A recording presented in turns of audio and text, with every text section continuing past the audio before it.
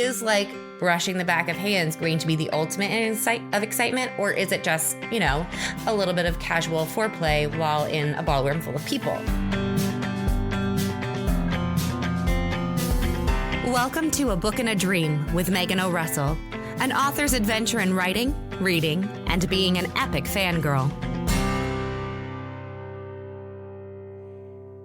Hello, my name is Megan O'Russell, and welcome to episode 16 of A Book and a Dream. Have you ever really wondered how authors go about describing characters' ages? If there's not a lineup at the front of the book where they're like, and this 12-year-old and this 14-year-old, how do you get the vibe of what age group your characters have? It's tough. Let's just start there. One of the weirdest things is how your perspective of events shift over time. So I recently read a Twitter thread about people discussing ages in books. And then I was speaking to my husband about how we look at things so differently that by the time you're an adult, are you really sure how things went when you were little? Like when I was 4, I was in preschool and I had this crush on this boy in my head. We were dating and he moved.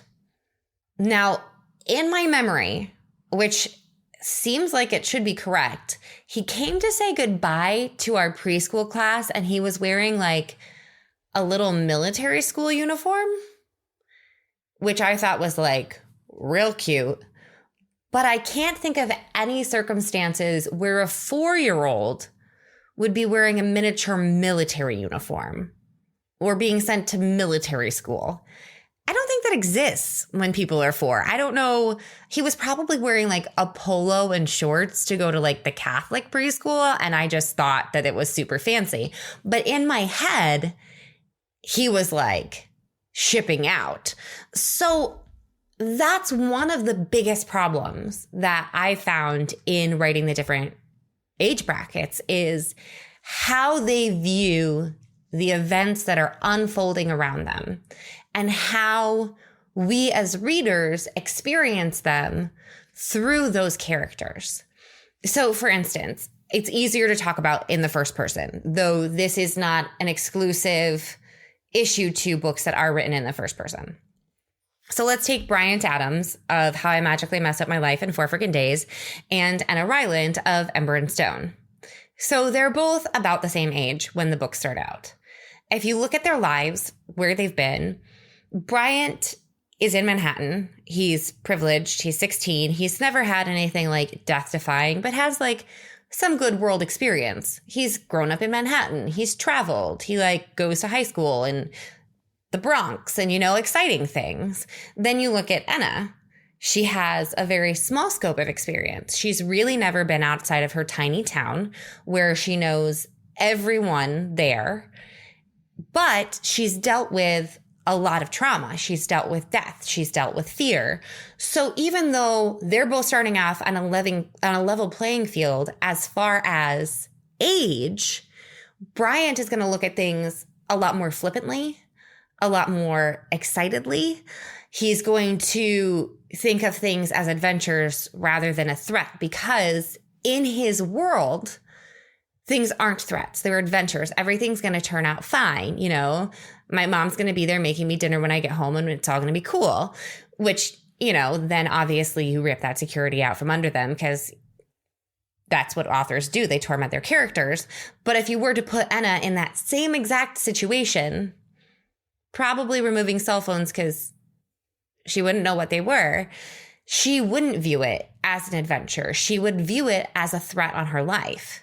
Now, she wouldn't have the knowledge base to necessarily be able to identify it because, no internet, or to know exactly where to run to because she only knows her village, but she would have the street smarts to view it as a threat right away. And a lot of that does have to do with genre. Our expectations within a genre vary greatly. Like if you're writing a dystopian, your character should be at least familiar with pain and death. Even if they haven't experienced it personally, they should at least know that the world is a deep, dark, not so great place. They should have that base level. Whereas, you know, someone like Bryant, who's lived in happy little Manhattan, thinks like, oh yeah, there are problems in the world, but Starbucks and pizza. So there is a difference based on that. A lot of it also has to do with how we as a society view teenagers, especially, well, I'm a YA author, so for me, it's teenagers. But when I was 12, I was, you know, muddy and scratched up from playing outside and, you know, hanging out in tree houses. And 12-year-olds now have like iPhones and perfectly contoured makeup because they're not being forced to go through, you know, 10 years of trauma where you don't know how eyeshadow is supposed to work.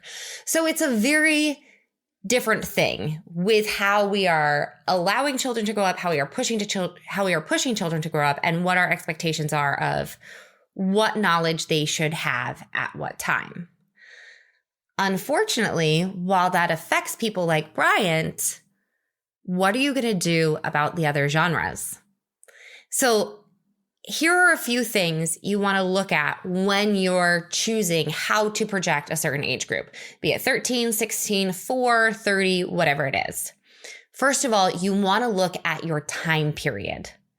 A 16-year-old in the Victorian era would not be, well, unless it was a plot point that it's weird that she is, hooking up with a guy in a closet. She would not be crawling around with some guy in the hay. Unless, of course, it is part of your story that she's like stepping out there, but that would not be considered average behavior. That would be considered something strange where, you know, you write a modern set novel and some people go play spin the bottle and make out in the closet for 7 minutes and everyone's like, Friday night, what are you going to do? That also applies to fantasy worlds. Like, you're creating an off-world fantasy. You're not going to have a time frame like we would have for, you know, well, in the 1920s, this was okay, but in 1810, that was a big no-no. But I would strongly suggest making up the rules of your society. Is PDA okay? Is drinking okay? What are the expectations of virginity before marriage if you're going into, you know, that horny YA series? What are their expectations of how children should get money? Do they live with their parents? At what age should they leave their parents? When are they expected to get married? Answer those questions so you can sort of relate to where in that process of transitioning into adulthood your characters fall. Also look at what has been expected of them. Once you've written down that list of what society has expected, what has happened to them personally? Did their parents die? Have they raised 4 younger siblings? Has everyone else they know still been kept within the safety of home and they've been kept out and forced to earn their own living? How have they been asked to exceed the standard of what is expected of their age group? Also within that comes knowledge level. Let's say you have someone who is super, super book smart. They've read an entire library. The way that they behave because they have all of that knowledge would be different than someone who is illiterate. They're going to know a lot more about royalty, food, travel. They're going to have that knowledge base. A really fun thing you can play with is if they have that knowledge base but no street smarts, then, you know, that can end in disaster. And disaster is always fun when you're writing a book. But look at how much education they have building them up to being the hero in their own story. Also, really, really look at genre. And I know we talked about fantasy and dystopian, but there are expectations of books. If you are going to write a paranormal romance, they're going to expect your characters to behave a little bit older than if you write a straight up urban fantasy. If you're writing an academy book, you can get away with more innocent behavior and mannerisms than you can if you're writing a dystopian. So do your genre research, read some books, and see where the line in the sand has been drawn. Another thing, and it's always awkward to talk about because they're teenagers and like you couldn't even film this for HBO, but you need to look at how much romantic experience your characters have had versus their peers. So if they're in a strict society where there's like no touching allowed, Have they fit in with that? Do they know what happens when touching happens? Have they been told the birds and the bees? Have they gone there for themselves? While I don't think that, and let me hop up on my feminist soapbox for a moment, while I don't think that every character's virginity is necessarily the business of the reader, you as an author should at least know if they know what lies below the clothing of the opposite sex. Because, that's going to change how they interact with their love interest. Is like brushing the back of hands going to be the ultimate of excitement? Or is it just, a little bit of casual foreplay while in a ballroom full of people? Those are great ways to build on what your character knows for their age group. If you need to add in a side character who's either more prudish or more sexually active than your protagonist in order to give readers a deeper look into the world and what that society expects of them and the different ways they could disappoint their parents, then go for it. It's world building. It'll give readers a better insight into what is making your character tick and what ways you want them to grow. Speaking of growing your characters, know going in how big a journey you want them to take. Are they starting off as an assassin? Are they already the leader? Are they a savior? Are they an innocent child who's going to be forced to become something? If you look at a series like Eragon, you have small town kid, really knows a lot about the woods, but doesn't know anything about like girls or the world or anything else. And by the end, he's epic because he grew. So if you want them to have that huge coming of age story arc like Harry Potter, like Eragon, then know how innocent you need to start them so that you give them a place to grow. If Eragon already had 12 girlfriends and was totally great at fighting, then he wouldn't go anywhere. So yeah, if you start the series, he reads as a little bit young for his age, but then by the end of the series, he's way mature for his age because he had that transition. So if you're a reader, give authors the benefit of the doubt that they're creating that arc for a reason. And if you're an author, make sure you're creating that arc for a reason. And most importantly, when you're figuring out how to age your characters, just focus on their personality. If they're super outgoing, super smart, let them live their life. If they are an introvert who does not want to speak to any people, let them go. Let them be who they are.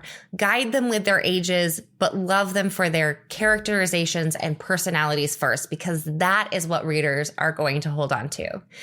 So if you are an author, have you ever had any problems setting up how you want your characters to display their age? If you're a reader, are there any times that you've seen this done really well or maybe not so well and you're like, why is this 9-year-old leading an army? Let me know. I am interested. Drop it in the comments below or tweet me, Instagram me, Facebook me. I'm everywhere. Don't forget to like, follow, subscribe, whatever it is on your preferred platform. If you are watching this as a video, don't forget that A Book and a Dream is available in podcast form on basically every platform. And I will see you all next time.